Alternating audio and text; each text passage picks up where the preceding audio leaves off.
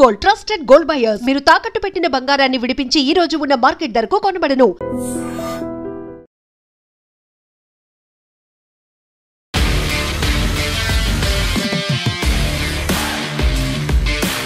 నమస్తే, welcome to I dream weekend update with Kavitha. మనతో పాటుగా ఉన్నారు foundation for democratic reforms founder doctor Jayaprakash Narayan గారు. సార్ నమస్తే. సార్ నమస్తే కవిత. సార్, మన దేశం గురించి మాట్లాడుకున్నప్పుడు ప్రధానంగా మాట్లాడుకునేది న్యాయ వ్యవస్థకి సంబంధించి. ఈ మధ్యకాలంలో ఎక్కువగా విమర్శలు అనేవి కూడా వినిపిస్తున్నాయి. ఇప్పుడు ప్రస్తుతం ఉన్నటువంటి ఒక వాదన ఏంటంటే కాన్స్టిట్యూషన్ అనేది అందరికీ ఈక్వల్గా లేదు, బయాస్డ్గా ఉంది, రైట్స్ అనేవి హిందువులకు లేకుండా పోయాయి అనేది. సుప్రీంకోర్టు చీఫ్ జస్టిస్ గవాయి మీద జరిగినటువంటి ఒక దాడి, షూ విసిరేయడం కూడా, మా దేవుణ్ణి అవమానించేలా మాట్లాడారు అనేటువంటి ఒక మాట. ఈ మొత్తం ఎపిసోడ్లో ఏం జరిగింది? రెండు వేరు వేరు అంశాలు. మొట్టమొదటిది, ఎన్నికైన ప్రతినిధుల్ని అగౌరవపరచమని చెప్పేది గౌరవపరచండి అంటున్నాను.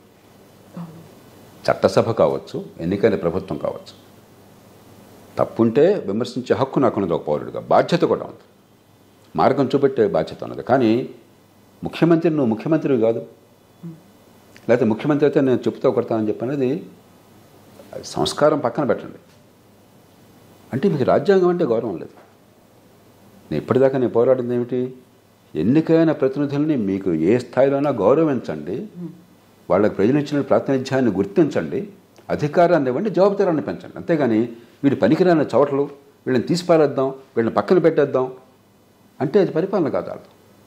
విమర్శించడం వేరు, సంస్కరణ కోసం పోరాడడం వేరు, ఆ వ్యవస్థ విశ్వసనీయతని, రాజ్యాంగబద్ధతని ప్రశ్నించడం, వ్యతిరేకించడం వేరు. మౌలికమైన తేడా ఉండదు. అందుకని నా జీవిత కాలంలో ఏనాడు కూడా చట్టసభలను గురించి కానీ విమర్శించాను, ఇప్పుడు విమర్శిస్తున్నాను. ఎన్నికైన ప్రభుత్వాలను గురించి కానీ, న్యాయ వ్యవస్థను గురించి కానీ, అధికార యంత్రాంగాన్ని గురించి కానీ, వాళ్ళ విశ్వసనీయతని లేకపోతే వాళ్ళకున్న నైతికతని, ఒక లెజిటిమసీని ఎప్పుడు ప్రశ్నించాలి. కాబట్టి అది సుప్రీంకోర్టు కావచ్చు, చట్టసభలు కావచ్చు, ఎన్నికైన ప్రభుత్వాలు కావచ్చు, హేతుబద్ధంగా, శాంతియుతంగా, తర్కబద్ధంగా విమర్శ చేసే హక్కు, మార్గాన్ని చూపెట్టే బాధ్యత మనందరికీ ఉండదు. కానీ చట్టాన్ని చేతిలోకి తీసుకుని వాళ్ళ మీద నాకెంత కోపం వచ్చినా కూడా చెప్పులు విసిరేయటమో, కొట్టటమో, చంపటమో, లేకపోతే హింసకి పాల్పడటమో ఆ హక్కు ఎవరికి లేదు. పూర్తిగా రాజ్యాంగం వెళ్తుంది. అంటే వ్యవస్థ మొత్తం పతనం అయిపోతుంది. అందుకే నేను ఎప్పుడు చెప్తాను, ఎన్నికలు ఎన్ని పొరపాట్లు ఉన్నా కూడా కావాలని ఎవరు ఏం చేయట్లేదు. వ్యవస్థలో కొన్ని లోపాలనే సంస్కరించుకున్నాం. కానీ ఎన్నికైన ప్రభుత్వాన్ని గౌరవిద్దాం, ఎన్నికల్ని గౌరవిద్దాం, ఎన్నికల ఫలితాలని గౌరవిద్దాం. మంచికో చెడుకో గొప్పవాళ్ళని అనుకుంటారు, మీరు అనుకుంటా, నేను అనుకోవట్లా. ఉన్నవాళ్ళు అందరూ గొప్పవాళ్ళే వచ్చారని కాదు, కానీ ఎవరు వచ్చినా కూడా ప్రజల మన్నలు పొందారు. అది ప్రజాస్వామ్యం, దాన్ని గౌరవించండి. దాన్ని ఎలా మరింత బాగు చేయాలో మరి ప్రయత్నం చేద్దాం, కానీ దాన్ని ప్రశ్నించకూడదు. కాబట్టి ఈ దేశంలో ఏమిటంటే, నాకు ఇష్టం పని జరిగిన పని కాకపోతే నేను ఏదైనా ఆయుధం ప్రయోగించవచ్చు అనుకుంటున్నాను. హేతుబద్ధమైన విమర్శ, శాంతియుతమైన నిరసన వేరు, మార్గాన్ని చూపెట్టడం వేరు, చట్టాన్ని చేతిలో తీసుకోవటం, వ్యవస్థ లెజిటిమసీని ప్రశ్నించడం వేరు. అప్పుడు నక్సలైట్కి మీకు తేడా లేదు. దాన్ని మనం నిర్నిబంధంగా, నిర్ద్వంద్వంగా ఖండించాలి, ఎవరు చేసినా సరే. ఇక రెండోది, కొందరు మూర్ఖులు ప్రచారం కోసమో, తాత్కాలికమైన ఆగ్రహంతోనో, అదుపు చేసుకోలేకనో కొన్ని ఇలాంటి పిచ్చి పనులు చేస్తారు.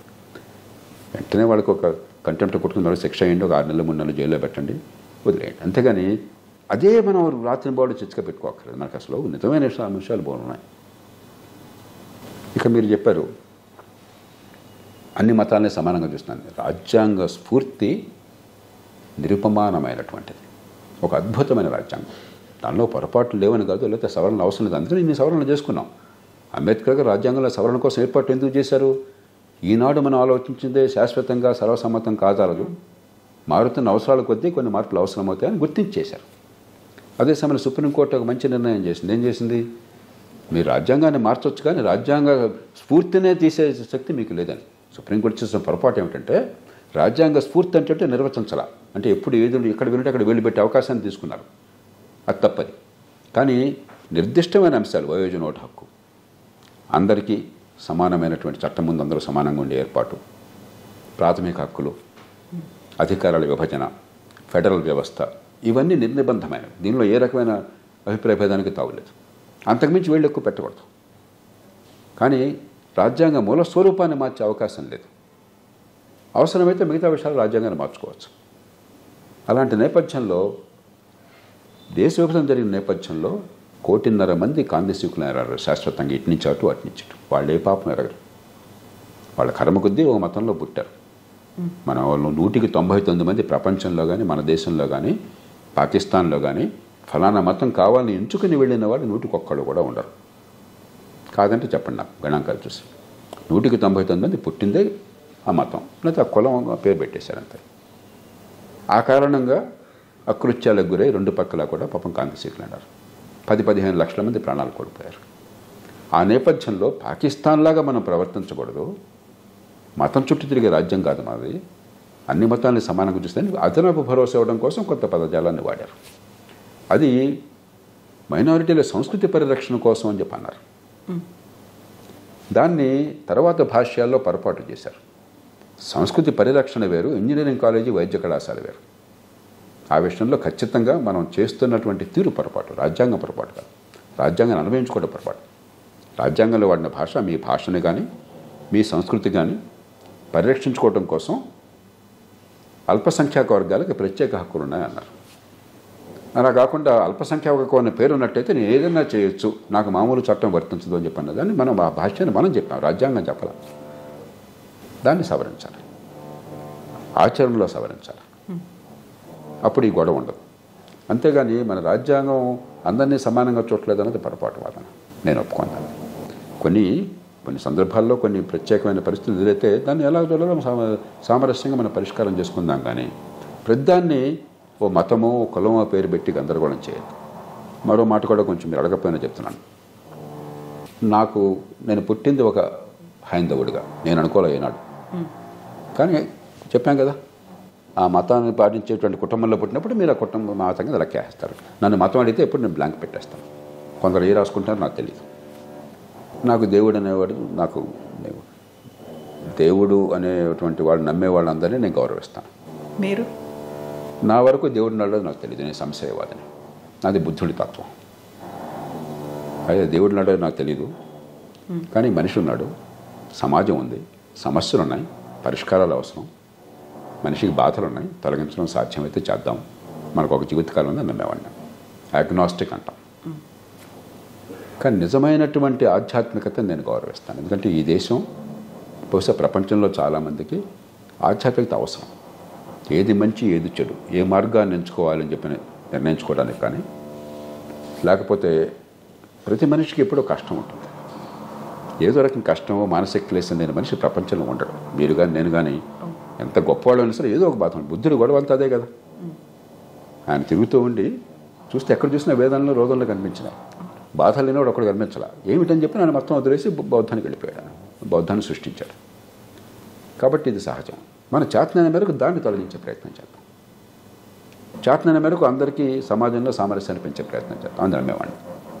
కానీ చాలామందికి ఆ మతం నుంచి లేకపోతే మతం కంటే మించిన ఆధ్యాత్మికత నుంచి ఏది మంచి ఏది చెడు మార్గం తెలుస్తుంది. రెండోది, కష్టంలో ఉన్నప్పుడు ఆ దేవుడి మీద ఉన్నటువంటి నమ్మకం వాళ్ళకి భరోసాని ఇస్తాం, ఒక సాంత్వన కలిగిస్తాం.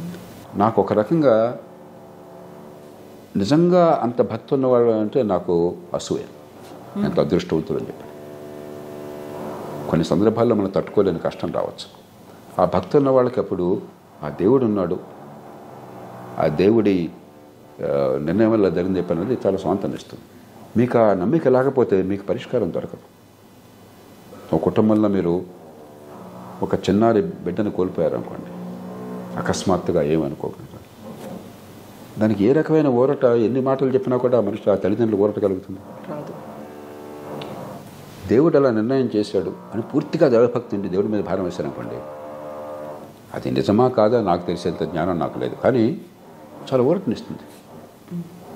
అంచేత నిజమైన ఆధ్యాత్మికత నేను చాలా గౌరవిస్తాను.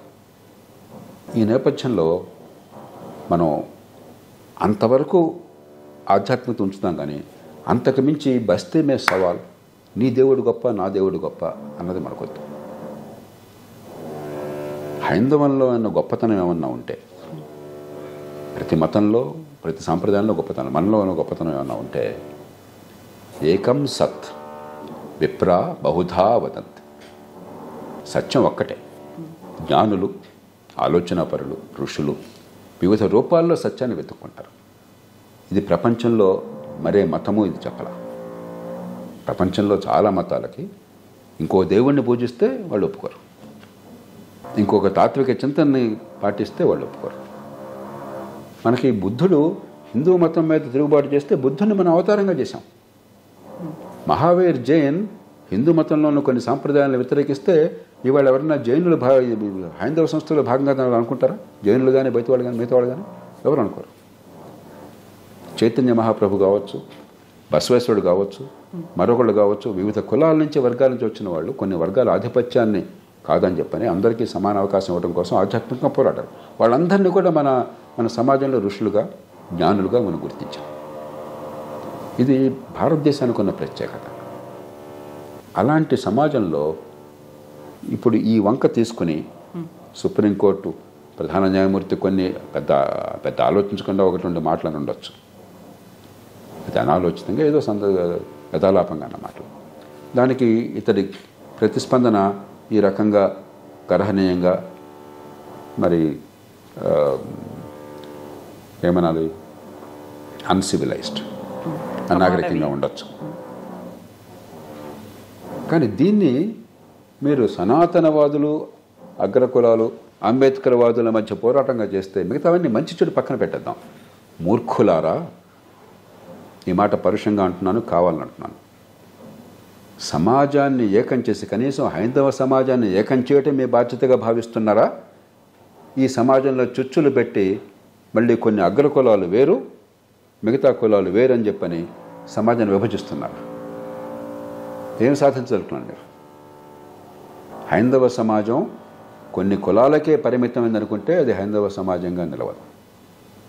ఏకం సత్ విప్రా బహుధా వదంతి. గతంలో పొరపాట్లు జరిగినాయి కులం పేరుతో. కులాన్ని అధిగమిద్దామన్నటువంటి సంస్కరణవాదం ఈ దేశంలో చాలామందిలో ఉన్నది, చాలా సంస్థల్లో ఉన్నది. గట్టి పోరాటం చేస్తున్నారు. దానికి మీరు నిలబడి అందరినీ కలిపితే మీరు అనుకున్న సంస్కృతికి భవిష్యత్తు ఉంది, లేకపోతే ఆ సంస్కృతి మంట కలిసిపోతుంది. ఈ మాటని స్పష్టంగా చెప్పాలి. నేను సోషల్ మీడియాలో చూస్తుంటే చాలా విచిత్రంగా ఉన్నది.